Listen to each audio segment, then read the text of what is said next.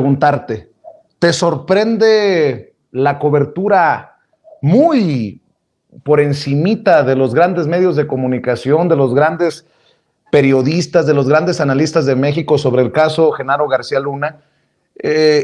Porque ahora estoy entendiendo con lo que estás mencionando que podrían no estar indagando, rascándole. Hay tanto en este caso, me parece a mí grosero que no lleven de 8 columnas los periódicos de circulación nacional estos temas, pero entiendo que podría haber muchos de estos personajes de complicidad de esa élite que se ha beneficiado todavía por ahí, pululando en la política mexicana. ¿Estoy en lo cierto o estoy exagerando, No, Santiago Nieto? yo creo que es una hipótesis válida, porque hay que pensar que estos 2.600 millones de pesos, que no es cualquier cosa, estos 77 millones de dólares para una sola empresa, debieron de haberse distribuido en muchos espacios. Y eso también pudo evidentemente haber llegado a los medios de comunicación. A García Luna no se le tocaba ni con el pétalo de una rosa durante la administración,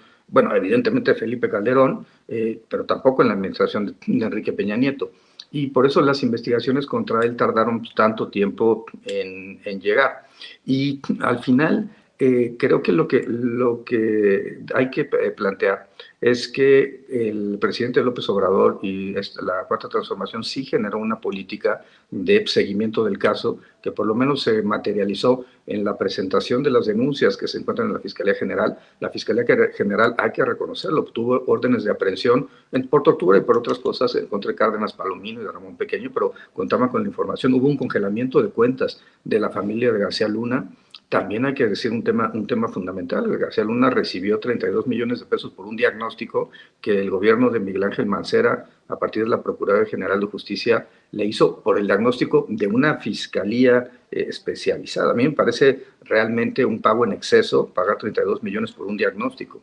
Y, bueno, por supuesto, que esto, desde mi punto de vista, no es más que un tema de tráfico de influencias y de peculado. Pero la parte para mí más importante es que al final del día México presentó denuncias, congeló cuentas y se hizo algo que es muy importante. A partir de la aprobación de distintas personas del Estado mexicano, esto yo lo conversé en su momento con el señor presidente, con el canciller, con el secretario de Hacienda, hubo una autorización por parte del Consejo de Seguridad Pública para efecto de presentar una demanda civil en Estados Unidos y buscar a través de un contrato, con un despacho norteamericano. Hay que recordar esto, que es muy importante: no se puede litigar en las barras norteamericanas si uno no tiene estado por estado la autorización para poderlo hacer.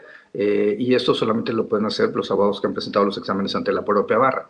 Y por eso se contrató a un despacho para que que había tenido un éxito en México con la recuperación de activos en el caso de FICREA, para que pudiera quota litis, es decir, sin pagarle un peso, solamente ganando dinero de la recuperación, presentar la demanda en Estados Unidos.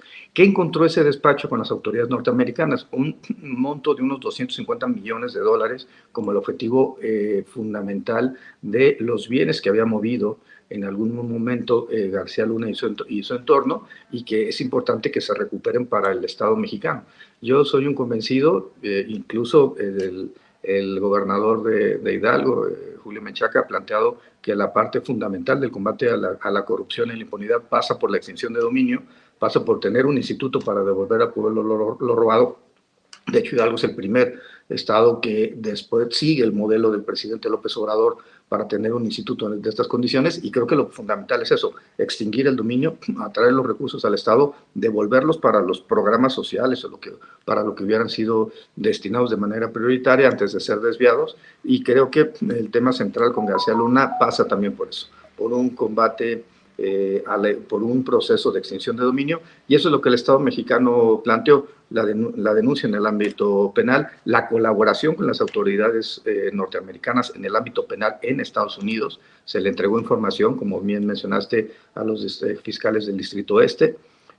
podrán ellos continuar la ruta del narcotráfico con los testimonios que tenían, podrán invocar esta parte del lavado de dinero por los recursos que fueron introducidos a Estados Unidos. Pero también creo que hay que recordar y enfatizar que México planteó una demanda civil para recuperar los activos de García Luna, y bueno, por supuesto que en México hubo un congelamiento de cuentas contra todo este sector que realmente generó una política de enfrentamiento con los grupos de delincuencia organizada, que a su vez generó actos verdaderos de terror contra la población. Recordamos esas noches fatídicas de octubre en Coahuila, las matanzas que se dieron, las masacres que se dieron, y todo esto enfocado por una idea de un gobernante que quería a toda costa legitimar su estancia en Palacio Nacional, y un secretario de Seguridad Pública que para él lo importante era la contratación gubernamental y no tener una estrategia que permitiera avanzar realmente en el combate a la delincuencia organizada. Insisto, ni estructuras financieras, ni estructuras jurídicas fueron tocadas, ni el combate a la corrupción, sobre todo en el ámbito local. ¿Cuándo hicieron algo contra fiscales tipo Vieitia o gobernadores tipo Sandoval? Bueno, ya Cabeza de Vaca ya fue posterior, pero no hicieron en ningún momento nada contra esas personas que al final del día le entregaron a la delincuencia organizada sus estados y dieron las consecuencias que todos recordamos trágicamente para nuestro país. ¿Qué viene? Yo creo que Estados Unidos tiene esta gran posibilidad de no solamente el enjuiciamiento por los temas vinculados con el lavado de dinero y el narcotráfico, sino también en México el tema del peculado es un tema que hay que retomar, hay que mantener, y sobre todo que en Estados Unidos prosiga la demanda civil. Quiero recordar sobre esto, hay una demanda de naturaleza civil, como ya mencioné, que tiene una contraposición en México a partir de una denuncia que me presentaron a mí en la Fiscalía diciendo que no tenía facultades para firmar ese contrato. Lo cierto es que, por supuesto que la UIF tiene facultades para celebrar ese contrato, por supuesto que es algo que jurídicamente es viable, y el tema más importante es, ¿queremos o no recuperar esos 250 millones de dólares que García Luna, por vía del narcotráfico, por vía de la corrupción política, llevó a Estados Unidos o movió en Estados Unidos?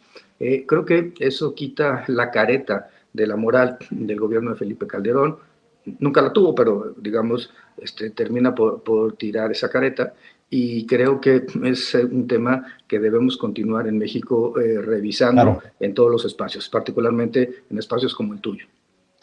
Santiago,